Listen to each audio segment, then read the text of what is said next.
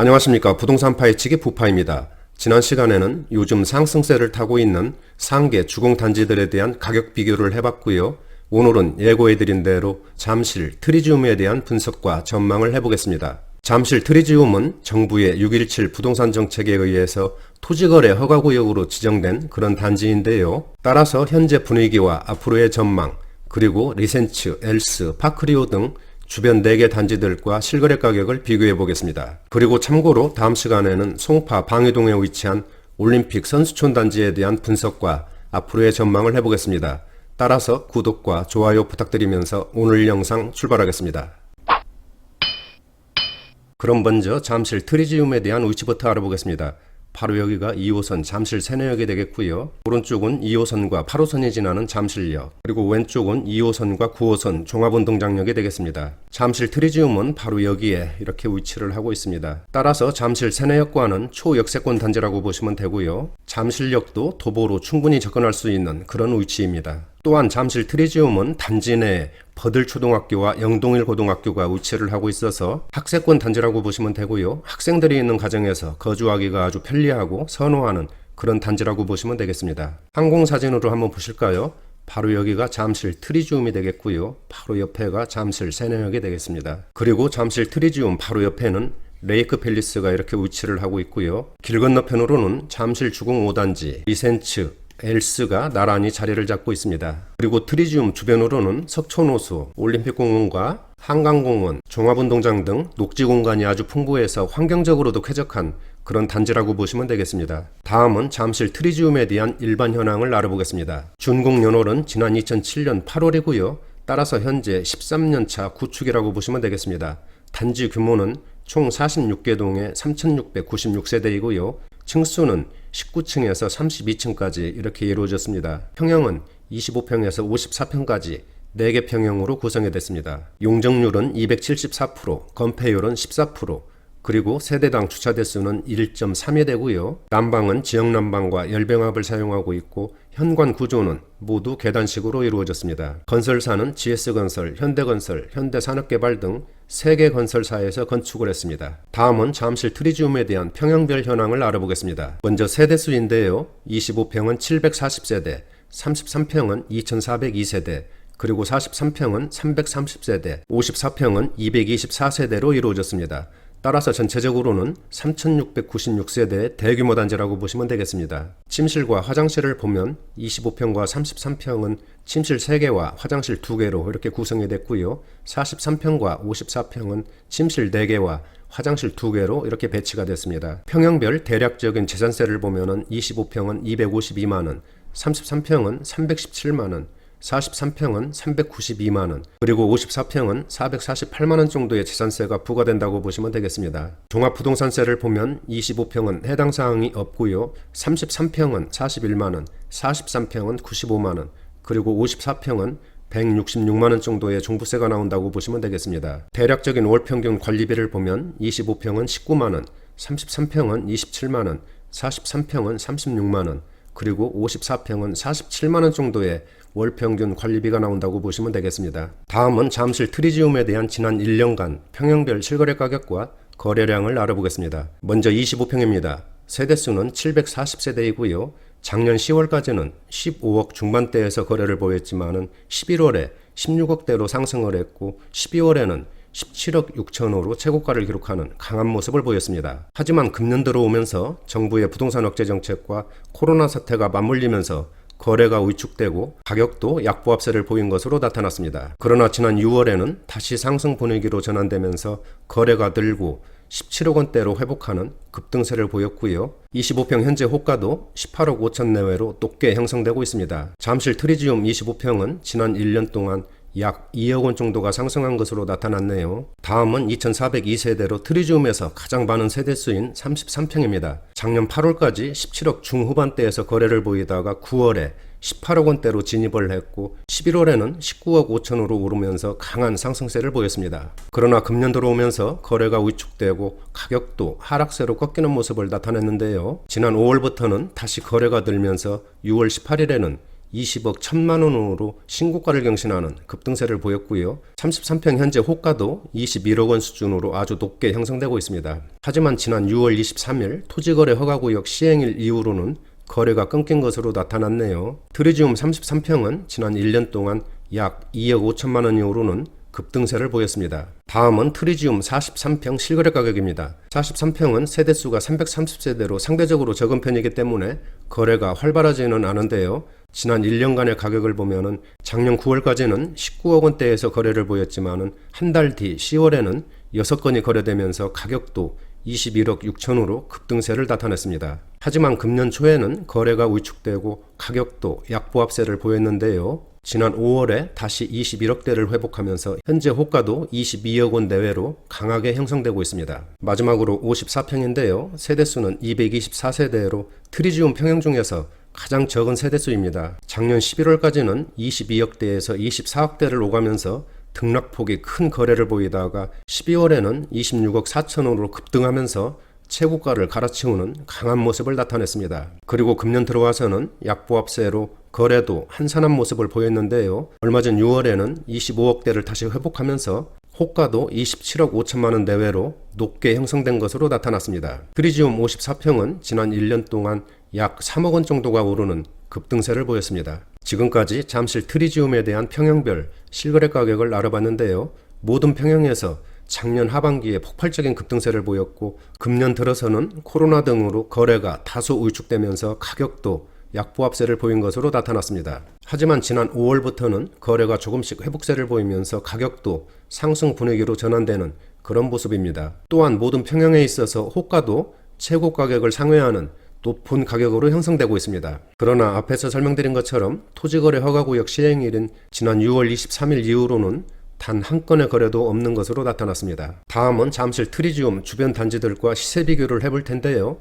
먼저 비교할 단지들을 살펴보면은 파크리오, 엘스, 리센츠가 되겠습니다. 이들 단지들의 준공 연호를 보면은 트리지움이 지난 2007년 8월에 준공을 해서 이 중에서는 가장 먼저 건축이 됐고요. 파크리오, 엘스, 리센츠는 지난 2008년 7월에서 9월까지 비슷한 시기에 건축됐습니다. 단지 규모를 보면 트리지움이 46개 동에 3,696세대, 파크리오는 66개 동에 6,864세대, 그리고 잠실 엘스가 72개 동에 5,678세대, 리센츠가 65개 동에 5,563세대로 이루어졌습니다. 따라서 단지 규모를 보면 이 중에서는 트리지움이 가장 작은 것으로 나타났고요. 파크리오, 엘스, 리센츠는 5,000세대가 넘는 7,000세대 가까운 아주 엄청난 그런 단지 규모를 보여주고 있습니다. 각 단지들의 층수를 보면 트리지움은 19층에서 32층, 파크리오는 20층에서 36층, 그리고 엘스가 17층에서 34층, 리센츠는 21층에서 33층까지 이렇게 건축이 됐습니다. 각 단지들의 평형을 보면 트리지움은 25평에서 54평,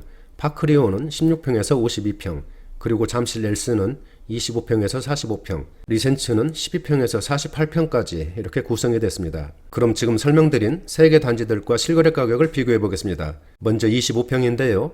잠실 트리지움은 앞에서 설명을 드렸기 때문에 생략을 하고요. 파크리오 25평은 작년 10월에 15억 원으로 진입을 했고 12월에는 16억 2천으로 최고가를 기록했습니다. 하지만 금년 들어오면서 거래가 위축되고 가격도 약보합세를 보이면서 지난 6월에는 15억 4천으로 마지막 거래를 보였습니다. 파크리오는 이번 토지거래 허가구역 지정을 피한 단지로서 현재 수요가 꾸준하게 유입되면서 호가를 높이고 있는 중이라고 보시면 되겠습니다. 파크리오 25평은 지난 1년 동안 약 1억 5천 정도가 상승한 것으로 그렇게 나타났네요. 잠실 엘스 25평은 지난 7월에 15억대로 상승을 했고 12월에는 17억 5천으로 오르면서 강한 그런 상승세를 보였습니다. 하지만 금년 들어오면서 코로나 사태 등으로 거래가 위축되고 약보합세를 보였지만은 얼마 전 6월 20일에는 18억 8천으로 신고가를 기록하면서 상승 분위기로 전환되었습니다. 그러나 지난 6월 23일 토지거래 허가구역으로 지정된 후에는 거래가 끊긴 모습인데요. 호가는 19억 원 수준으로 높게 형성되고 있습니다. 리센츠 25평은 세대수가 적은 편이라서 거래가 활발한 편은 아닌데요. 작년 11월에 16억 거래를 마지막으로 현재까지 거래가 멈춰 있는 상태입니다. 하지만 호가는 18억 원에서 19억 원 수준으로 높게 형성되고 있습니다. 다음은 각 단지들의 33평 실거래 가격을 알아보겠습니다. 트리지움 33평도 마찬가지로 앞에서 설명을 드렸기 때문에 생략을 하고요. 파크리오 33평은 작년 7월에 17억 원 진입에 성공을 했고 11월에는 18억으로 상승을 하면서 12월에 18억 7,500으로 신고가를 경신했습니다. 하지만 금년 들어서는 다른 단지들과 마찬가지로 거래가 위축되면서 가격도 약보합세를 보이다가 얼마 전 6월 16일에 18억 7천 거래로 최고가 수준을 회복하면서 상승 분위기로 바뀐 모습입니다. 파크리오 33평은 지난 1년 동안 약 1억 7천만 원 정도가 상승한 것으로 나타났네요. 잠실 렐스 33평은 작년 7월에 19억대로 상승을 했고 10월에는 20억대, 그리고 11월에는 21억대로 급상승세를 보이면서 4개월 만에 2억 정도가 오르는 폭발적인 상승세를 보였습니다. 그리고 금년 들어와서는 잠시 거래가 위축되고 가격도 약보합세를 보였지만은 지난 5월부터는 다시 상승세를 타면서 6월에 22억 5천으로 최고가를 기록하면서 급등세로 돌아선 그런 분위기입니다. 이처럼 엘스가 급등세를 보인 것은 삼성동, 종합운동장 개발 기대 등에 기인한 것으로 분석이 됩니다. 따라서 잠실 엘스 33평은 지난 1년 동안 약 3억 5천이 오르는 급등세를 보였고요. 현재 호가도 23억 원 내외로 강하게 형성되고 있습니다. 리센츠 33평은 작년 8월에 19억대로 진입을 했고 11월에 21억대로 상승을 했습니다. 그러나 금년 들어 거래가 주춤하면서 약보합세를 보이다가 지난 4월부터는 상승 모드로 전환되면서 토지거래 허가구역 시행 전날인 6월 22일에 23억 원 거래로 신고가를 경신하면서 폭발적인 그런 급등세를 보였습니다. 또한 현재 호가도 최고가 수준인 23억 원 내외로 높게 형성되고 있고 지난 1년 동안 4억 2천만 원 이후로는 폭등세를 보였네요. 지금까지 잠실 트리지움을 포함한 주변 단지들의 실거래 가격을 알아봤는데요. 대부분 단지들이 작년에 급등세를 보였고 금년 초에는 정부의 부동산 억제 정책과 코로나 사태가 맞물리면서 거래가 위축되고 가격도 약보합세를 보였습니다. 하지만 지난 4, 5월부터는 상승 분위기로 전환되었고 대부분 단지들이 6월에 신고가를 기록하는 강한 모습을 보였습니다. 이처럼 잠실 주요 단지들이 지난 6월에 강한 모습을 보인 이유는 앞에서도 설명드린 것처럼 토지거래 허가제 시행 전에 수요가 몰렸기 때문으로 분석이 됩니다. 그리고 현재는 거래가 멈춘 상태인데 호가는 꺾이지 않고 있는 것으로 나타나고 있습니다. 다음은 주요 평형별 평면도를 보시겠습니다. 먼저 25평인데요. 침실 3개와 화장실 2개로 이렇게 배치가 됐습니다. 3베이 구조이고요. 발코니를 확장하면 거실과 침실을 넓게 사용할 수 있고 통풍도 잘 되는 그런 구조라고 보시면 되겠습니다. 오른쪽 33평입니다. 25평과 마찬가지로 침실 3개와 화장실 2개로 이렇게 배치가 됐고요. 전체적인 구조는 25평과 거의 비슷하다고 보시면 되겠습니다. 아주 넓은 발코니가 앞뒤로 이렇게 배치가 되어 있어서 맞통풍도 잘 되는 그런 구조라고 보시면 되겠습니다. 다음은 43평입니다. 침실 4개와 화장실 2개로 이렇게 배치가 됐고요. 4베이 구조로 아주 시원한 그런 느낌을 주는 그런 배치라고 보시면 되겠습니다. 양쪽에 발코니가 있어서 통풍도 잘 되고 아주 시원한 느낌을 주는 그런 배치도라고 보시면 되겠고요. 오른쪽에 54평도 침실 4개와 화장실 2개로 이렇게 구성이 됐습니다. 54평도 마찬가지로 4베이 구조로 이렇게 배치가 됐고요. 발코니를 확장하면은 거실과 침실을 아주 넓게 사용할 수 있는 그런 배치도라고 보시면 되겠습니다. 전반적인 구조를 봤을 때 아주 반듯하고 공간 활용이 아주 잘 되어 있는 그런 구조라고 보시면 되겠습니다. 다음은 잠실 트리지움에 대한 입지 분석을 해보겠습니다.